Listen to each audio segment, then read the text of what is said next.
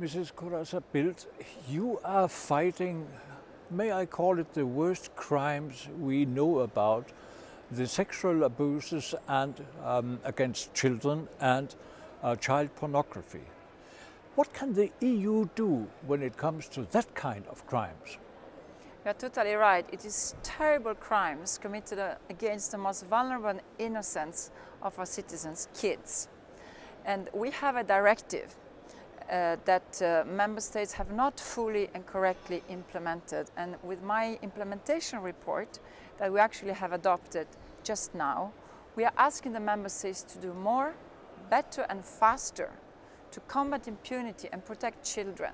Yeah, but what is missing? We need stricter sanctions. We need more prevention by exchanging information, sharing information, updating the register of the offenders, updating the blacklists of the websites that contain this terrible material. We need more support to the helplines that really help children and protect the victims, and also to really avoid the double victimization. When children go to these terrible judicial processes, the best interest of the child should be upheld. I'm telling this also as co-chair of the Intergroup of Children's Rights. And we also need to understand that it's a cross-border crimes. They need a European response. We are very concerned about growing crimes committed against migrant children that go missing, many unaccompanied minors that go missing, fall in the hands of terrible criminals that are then exploiting them sexually and to produce this pornographic material. So more resources to Europol, more resources to Eurojust, more justice and police cooperation among the member states to really also use, because we have instruments at European level, to use better the existing instruments. I make an example to you. We have an investigation order, and that gives a possibility to joint investigation teams. That should be done more and better. But you know as well as I do, it's an enormous market. There are a lot of money involved in this brutal business. How can you avoid that they who want to earn money this way can find ways which are sneaking behind everything you try to do?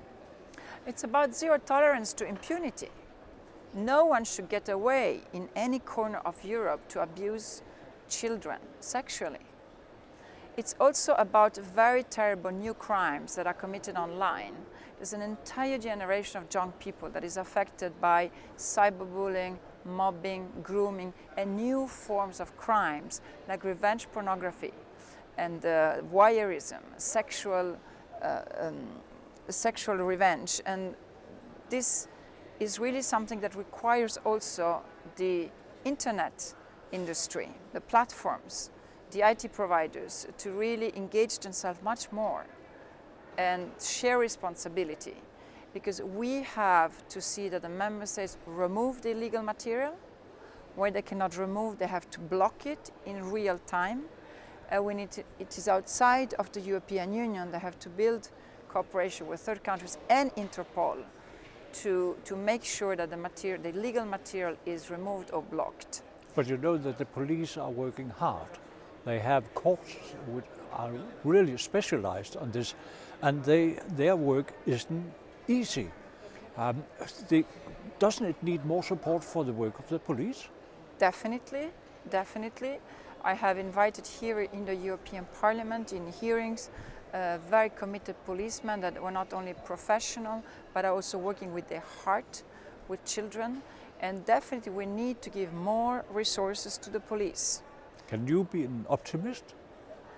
Well, if we really join forces and keep at the top of the European agenda a zero tolerance to child sexual abuse crimes, and I can tell you that we in the European Parliament will continue to be committed to monitor what the member states do, to work with the Commission to see that this directive that criminalizes sexual abuse and exploitation of children is fully enforced with the adequate resources to it.